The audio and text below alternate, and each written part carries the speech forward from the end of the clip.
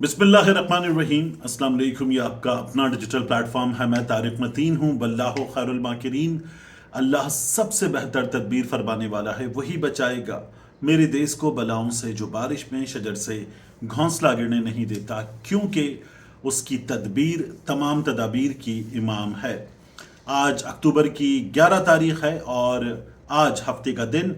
मेरा आपसे आज के दिन का ये पहला इंटरेक्शन और बहुत अहम है अली अमीन गंडापुर के इस्तीफे के हवाले से, कि ये इस्तीफा है या नहीं, या ये कि अली अमीन गंडापुर ने तो इस्तीफा दिया ही नहीं, अब ये सिचुएशन पैदा हो गई है, कहानी सारी बदल गई है। इसके अलावा अली अमीन गंडापुर के लिए सिस्टम में इशारों पर काम करने वाली नून लीग बाहें फैलाकर, जिस तरह होता है ना सरसों के खेत में आई लव यू कहकर बाहें फैलाकर इंतजार करना कि सीने से आकर लगा जाए, इस तरह से मुस्लिम लीग नून तैयार है।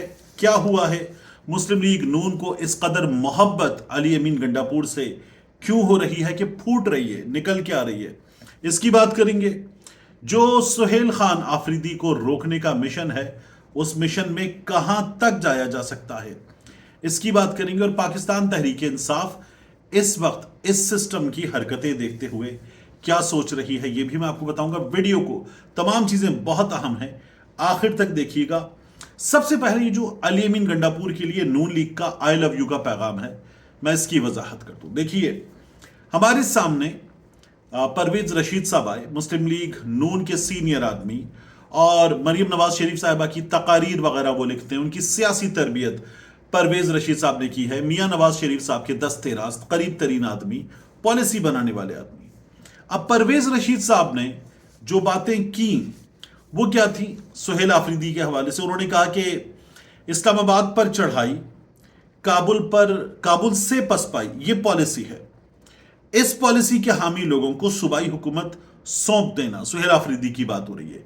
ये कोई भी करे, उसको रोकना हमारा फर्ज बन जाता है, अपनी जमात से यानी मुस्लिम लीग नून से, और सूबे में मौजूद तमाम जमातों से कहता हूं कि इस फितने का मुकाबला करना है, इसको रोकें। सियासी तरीका हो, जमहूरी तरीका हो, आईनी तरीका हो, इसको रोकना होगा। ये परवेज रशीद साहब ने बात की।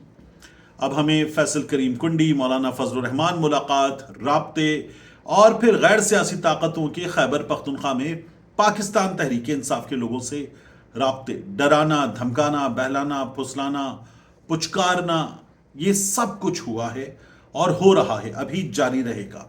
आप देखिए सूरत हाल कितनी दिलचस्प है कि अली अमीन गंडापुर को आई लव यू कहते हुए मुस्लिम लीग नून वालों ने, पीपल्स पार्टी वालों ने, गैर सियासी ताकतों के कहने पर गंडापुर का जो इस्तीफा है, वो इस्तीफा जो गवर्नर को भिजवा दिया गया, वो गायब कर दिया है इस्तीफा, और इस्तीफा मिला ही नहीं।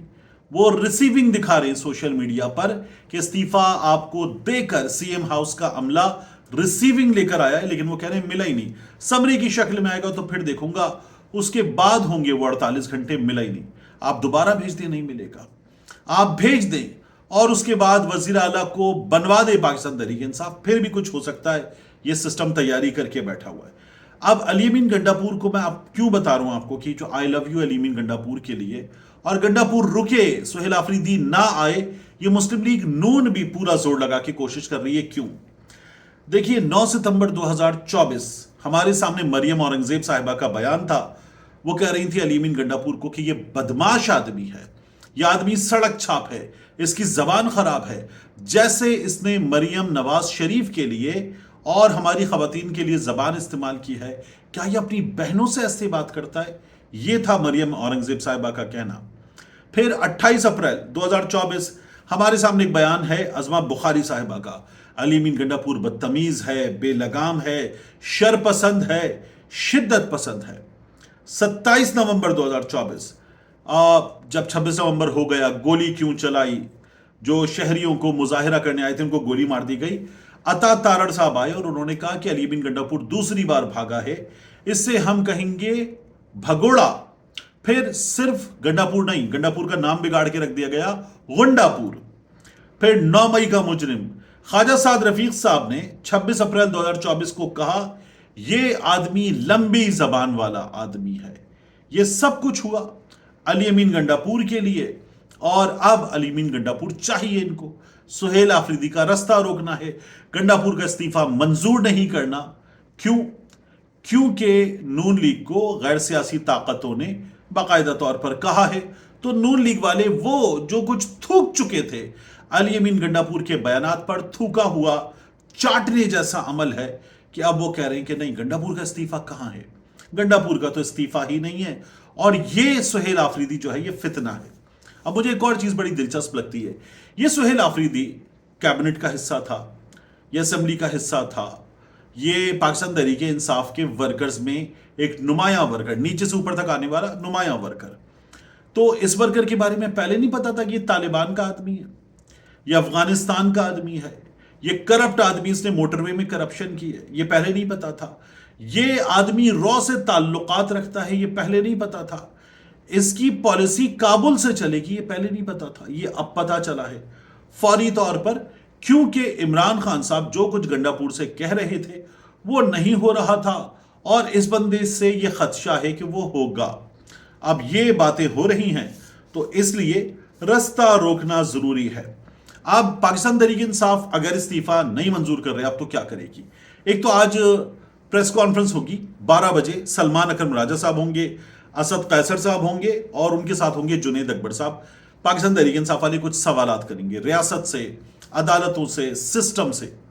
اور پاکستان تحریک انصاف والے یہ بھی کر سکتے ہیں کہ علی امین گنڈاپور کے خلاف لے آئیں تحریک عدم اعتماد لے آئے. تو پھر کیا ہوگا کہ گنڈاپور جو ہیں ان کے خلاف تحریک عدم اعتماد، اگلے وزیر اعلیٰ کا انتخاب یہ ہوگا.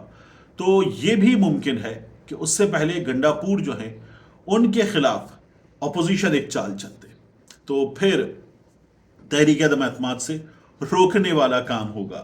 عجیب و غریب معاملات ہیں. اب اس صورتحال میں ہمیں بتایا گیا کامران مرتضی صاحب کی جانب سے کہ یہ جو استعفیٰ ہے علی امین گنڈاپور کا، یہ استعفیٰ ہے ہی نہیں، اس کو استعفیٰ نہیں کہتے. یا انہوں نے کہا کہ گنڈاپور نے استعفیٰ نہیں دیا، یعنی گنڈاپور کو کسی نے مشورہ دیا کہ کرنا کیا ہے، اور گنڈاپور نے استعفیٰ نہیں دیا. وہ کہتے ہیں آئین کا آرٹیکل ہے 130 اور سب کلوز ہے 8، آئین کا آرٹیکل نمبر 130 سب کلوز نمبر 8، جس میں لکھا ہوا ہے، چھوٹی سی کلوز ہے، the chief minister may by writing under his hand addressed to the governor resign his office. اگر استعفیٰ دینا ہے تو ہاتھ سے لکھا استعفیٰ ہوگا، گورنر کے نام ہوگا، چیف منسٹر استعفیٰ دے سکتا ہے.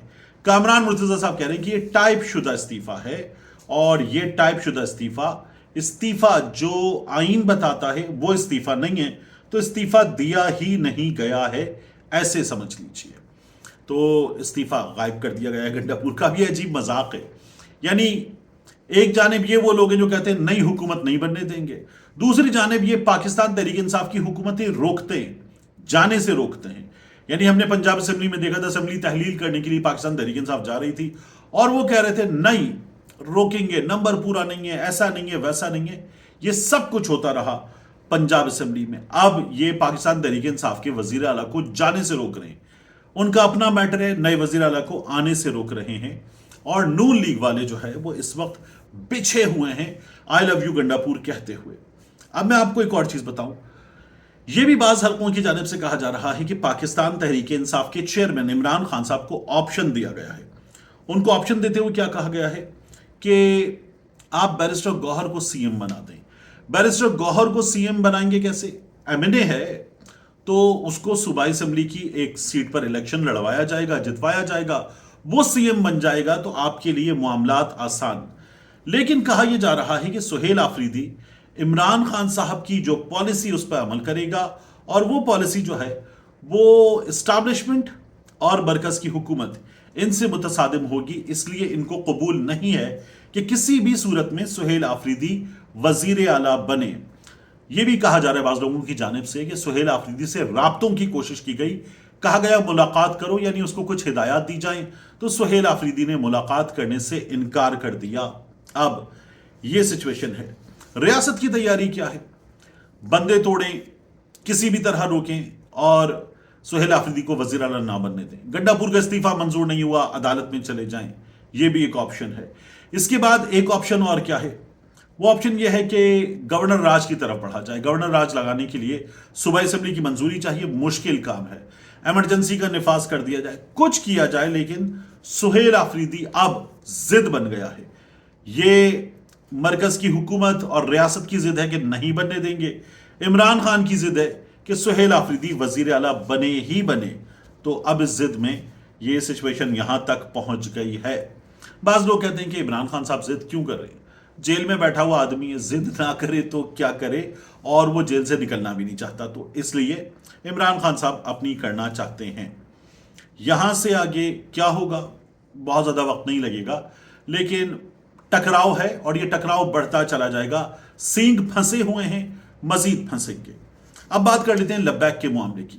लब्बैक वालों के बारे में मैंने गुज़श्ता वीडियो में, रात की वीडियो में आपसे ये कहा था कि लब्बैक वाले जब आप वीडियो देख रहे होंगे तब लाहौर से निकल चुके हों या आज सुबह किसी वक्त लाहौर से निकल चुके हों, लेकिन वो तो जो मीनारे पाकिस्तान के साथ आज़ादी इंटरचेंज है वहां उसके आसपास डेरे डाल के बैठ गए हैं और उन पर उनका ये कहना है गोलियां चली हैं, आंसू गैस की शदीद शेलिंग हुई है और उनके कारकुन इसमें जान से गए हैं। अब तक 3 कारकुन उनके जान से जा चुके हैं। लब्बैक वाले ये कह रहे हैं, उनका ये कहना है कि अब हम स्लो चलेंगे, इत्मीनान से पहुंचेंगे।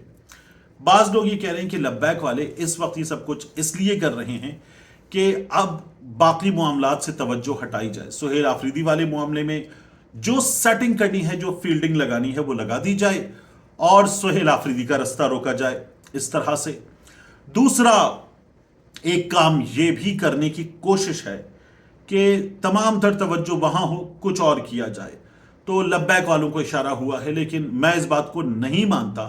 ये थ्योरी है, इंटरनेट पर इस वक्त पेश करदा थ्योरी है, लेकिन मैं इसको नहीं मानता क्योंकि उनके 3 कारकुनों की शहादत हो चुकी है। जिनके कारकुन चले जाएं उन पर इस तरह का इल्जाम किसी भी सूरत में नहीं लगाना चाहिए। तो एक बहरानी कैफियत है और ये बहरानी कैफियत बढ़ती हुई नजर आ रही है। कुछ लोगों का ख्याल है कि इमरान खान साहब ने इस सूरत हाल में खुद को रेलेवेंट कर लिया है। मेरा सवाल यह है कि इमरान खान साहब इररेलेवेंट इस पूरे सिनेरियो में, जब से इख्तिदार से निकले हैं तब से अब तक इररेलेवेंट हुए कहां। मिलते हैं इंशाल्लाह आपसे अगली वीडियो में।